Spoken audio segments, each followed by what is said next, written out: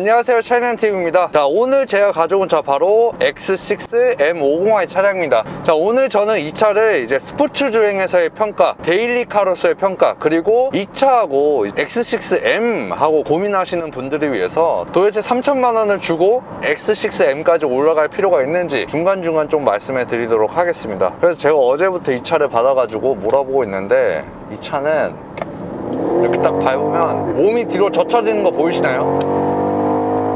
진짜 이 토크가 평소에 제가 진짜 경험해 보지 못한 토크고, 근데 무서운 건 뭐냐면 엑셀을 그냥 쭉 밟고 있으면 그냥 거의 뭐 150, 200까지 그냥 순식간에 가버리니까 거기서 오는 좀 무서움이 있어요. 무서움이라고 하니까 웃기긴 하지만 그냥 6기통하고는 아예 다른 느낌이 드는데, 그래서 많은 분들이 솔직히 이 차에서도 충분히 즐거움을 느낄 수 있는데 굳이 그 돈을 주고 올라가야 되나에 대한 고민을 실제로 많이 하신단 말이에요. 그래서 그거에 대해서는 제가 좀 이따가 차이점에 대해서 좀 명확히 설명드리도록 하겠습니다. 그래서 일단은 이 차의 스포츠성을 좀 제대로 테스트해 보기 위해서 일단 중미산 와인딩 코스로 가고 있으니까 거기서 뵙도록 하겠습니다.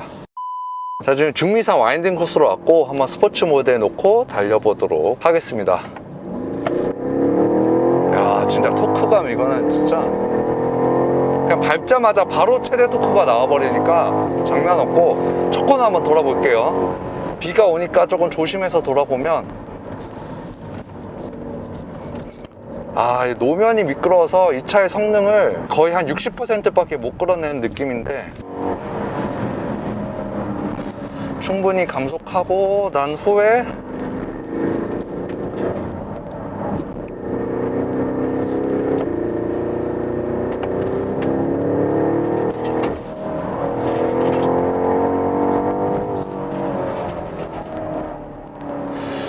이렇게 코너를 돌아보면 그 생각나는 차가 지금 하나 있는데, Q8이 좀 생각나요. 그게 왜냐면 제가 지난번에 그 Q8 리뷰할 때 그 Q8이 거의 덩치가 그 2톤이 넘어가는 무거운 SUV인데 이렇게 코너를 돌 때 거의 롤 자체가 아예 느껴지지 않는다고 제가 말씀드렸잖아요.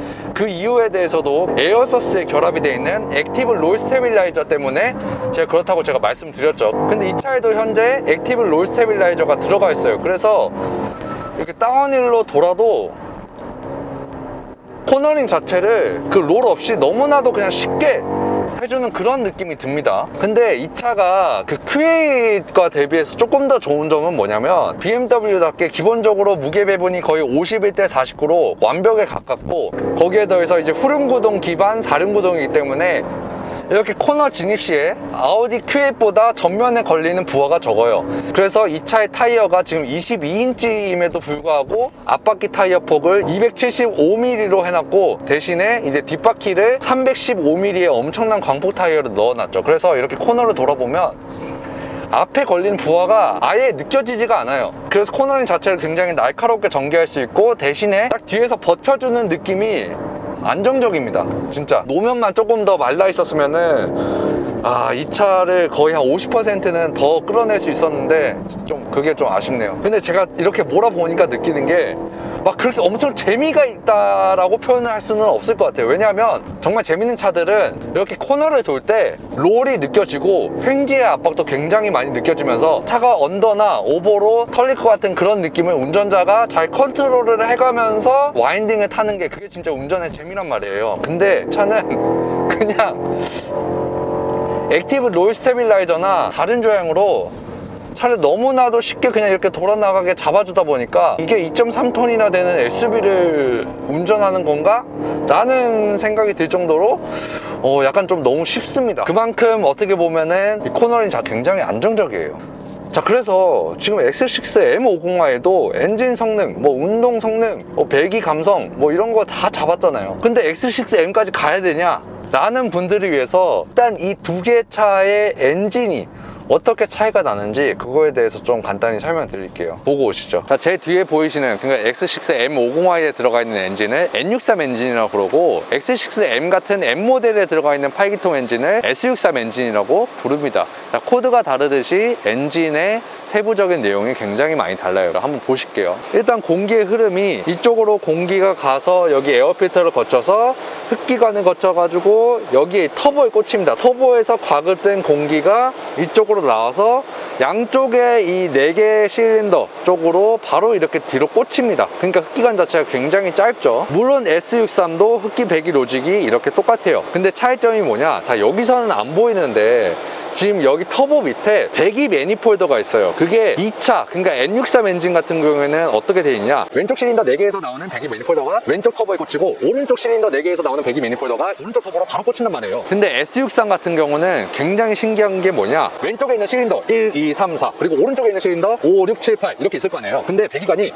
왼쪽에 1번, 4번 실린더에서 나오는 배기관이 오른쪽 터보에 꽂히고 6번, 7번 실린더에서 나오는 배기관도 오른쪽 터보에 꽂힙니다. 반면 왼쪽 실린더 2번, 3번에서 나오는 배기관이 왼쪽 터보, 그리고 오른쪽에 5번, 8번에서 나오는 배기관이 왼쪽 터보로 꽂히죠. 그러니까 막 얽혀 있는 거예요. 네, 여기서 이제 순수 M의 기술력이 나오는 건데 좀 간단히 설명드리면, 자 아까 제가 N63 설명드리면서 왼쪽 실린더 4개의 배기관이 왼쪽 터보에 꽂힌다고 그랬죠. 자 근데 실린더에서 나오는 그 배기가스의 타이밍이 절대 일치할 수가 없죠. 1번, 4번, 뭐 2번, 3번 이런 식으로 나오겠죠. 자 그러면 배기가스가 어떻게 보면 순차적으로 이 배기 터빈 하우징으로 꽂히는 거예요. 자 그렇게 돼버리면은 배기 압력을 최대치로 끌어올릴 수가 없죠. 예를 들자면 바람개비를 4명이 부는데 차례대로 부는 거예요. 한 번에 부는 게 아니고. 그렇기 때문에 터빈 압력이 크게 형성이 될 수 없는데, 아까 제가 설명드린 X63 엔진처럼 배기관이 설정이 돼 있으면 1번 실린더에서 나오는 배기가스가 오른쪽 터빈으로 가는 도중에 5번 실린더에서 나오는 배기관이 짧은 경로를 통해 가지고 가기 때문에 결국에는 1번에서 나오는 배기가스 그리고 5번에서 나오는 배기가스가 동시에 배기 터빈 하우징으로 꽂힐 수가 있는 거예요. 자 그렇게 되면 바람개비를 4명이 동시에 부는 효과를 얻을 수 있는 거죠. 자 이런 점들이 굉장히 세세한 그런 기술력 차이고, 여기에는 안 보이지만 S63 엔진에는 터보 위에 터보차저만을 냉각시킬 수 있는 그 냉각수가 별도로 들어가 있어요. 그래서 조금 더 고성능 엔진의 열 관리를 조금 더 효율적으로 하겠다라는 걸 볼 수 있고, 그래서 어떻게 보면 이렇게 티도 안 나는 차이가 거의 100마력이 넘게 차이가 나게 만들어 주는 거고, 잘 설계를 했다고 볼 수 있는 겁니다. 차이가 약간은 좀 이해가 되셨나요? 그럼 주행으로 다시 넘어가 보도록 하겠습니다. 자 여기까지 보시고 이제 X6 뽐뿌가 오신 분들을 위해서 BMW 서초 한동모터스에서 근무하고 계시는 최대은 대리님께서 이 차의 구매 가이드에 대해서 좀 설명해 주시겠습니다. X6 M502 모델 같은 경우에는 색상 무관하시 전 색상 전체 다 대기 계약으로만 가능합니다. 최소 3, 4개월 이상은 걸릴 것으로 보이고, 원하시는 색상이 있으면 거의 사전 예약이 우선적으로 좀 필요한 시기라고 생각을 하시면 될 것 같습니다. 이제 X6 뭐 30D나 40i 두 가지 라인업에는 이제 뭐 기본적으로 공시가는 한 400만 원대 정도로 형성이 되어 있고요. 그리고 전체 색상마다 다 대기로만 가능해서 뭐 30D 또는 40i 최소 한 두세 달 정도면은 출고가 가능하다고 생각을 해주시면 될 것 같습니다. 자 지금 보셨다시피 전체적으로 BMW SUV 라인업들 모두 다 지금 현재 재고가 없는 상태이기 때문에 좀 관심이 있다 싶으시면 일단은 가장 먼저 계약을 걸어 놓는 게 좋지 않을까 싶습니다. 자 그래서 지금 공도로 넘어왔는데 고속주행에 대해서 좀 말씀드리자면 최대 토크가 1800rpm에서 4500rpm까지 이어져요. 근데 여기서 이제 X6M과의 차이점이 뭐냐면, X6M은 토크 그래프를 보시면 최대 토크가 4500rpm이 아닌 5500rpm까지 쭉 이어지는 걸 볼 수 있어요.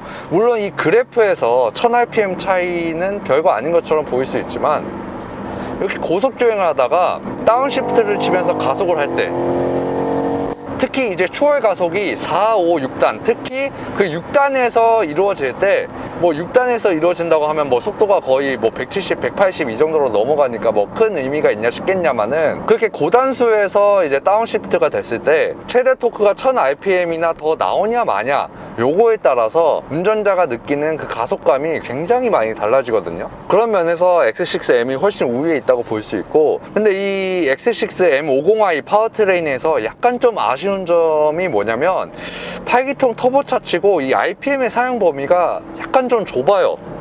그래서 이렇게 4000rpm에서 다운시프트를 해주려고 할 때 이 다운시프트 키가 미션 보호를 위해서 먹히지가 않아요.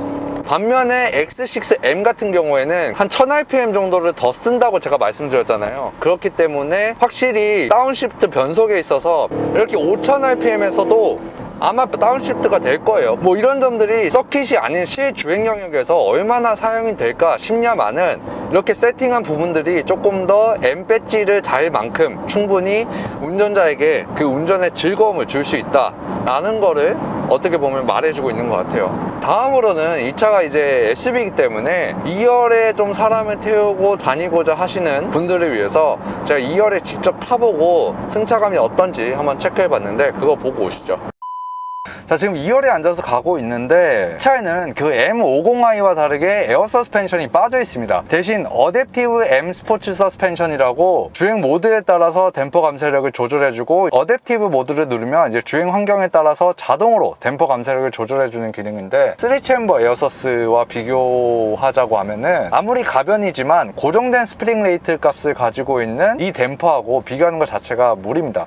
당연히 X5 승차감이 좋은 건 당연한데, 그래도 과연 이게 2열에 이렇게 앉아서 갈 때 꽤나 괜찮은 승차감이냐 라고 물어보신다면, 그걸 답하기 전에 일단 X5나 X6나 주행 모드에 따라서 느껴지는 그 승차감 차이가 굉장히 커요. 어떨 때 가장 크게 차이가 나냐면, 이렇게 방지턱을 넘을 때, 올라갔다 내려갈 때 이제 댐퍼가 범핑되는 압력은 똑같아요. 근데 리범프 되는 압력을 그 컴포트 모드에서는 조금 줄여놔서 이제 올라갔다가 이제 떨어질 때 스포츠 모드보다는 훨씬 부드럽게 안착하는 느낌이에요. 그리고 그냥 뭐 좀 진동이 있는 도로를 달릴 때는 스포츠 모드라고 하더라도 꽤나 괜찮은 승차감이 느껴지고, 가장 중요한 이 착자감에 대해서 좀 말씀드리자면, 일단 시트의 재질 자체가 제가 X7 시승기 때 가장 많이 칭찬한 그 메리노 가죽이라서 이렇게 앉았을 때 느낌이 상당히 부드럽고 시트도 좀 푹신푹신한 느낌이 들어요. 다만 조금 아쉬운 거는 이 시트의 리클라이닝 각도가 생각보다 눕혀져 있는 각도가 아니라서, 앉았을 때 조금만 더 리클라이닝이 되면 엄청 편할 텐데 라는 생각이 들긴 합니다. 자, 이 정도로 2열 승차감을 마치겠고 주행으로 다시 넘어가 보도록 할게요. 그리고 연비에 대해서도 제가 조금 말씀드리면, 어제 제가 이 차를 강남역에서 받아서 강변북로와 동부간선도로를 타고 올라왔단 말이에요. 그때 한 10km 주행을 했을 때 연비가 한 8km 중반대를 기록을 했거든요. 그래서 꾸준히 정석 주행을 하면 한 10km까지는 무난히 나올 것 같고, 시내 주행을 한다 그러면은 한 4km 요 정도 선에서 결정이 될 것 같으니까 이 점 참고해 주시면 좋을 것 같습니다. 이상으로 리뷰를 마치겠고, 시청해 주셔서 감사합니다.